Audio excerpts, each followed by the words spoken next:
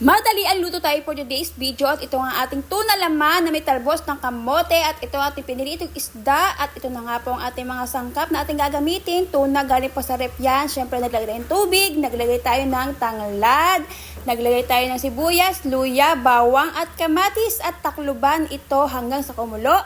At durugin natin ang kamatis hanggang kumalat ito at ilagay na po natin dito ang ating tuna laman na magpapasarap sa ating lutuin. At ilagay natin dito ang ating talbos ng kamote, paminta, sili haba, betchin, at asin.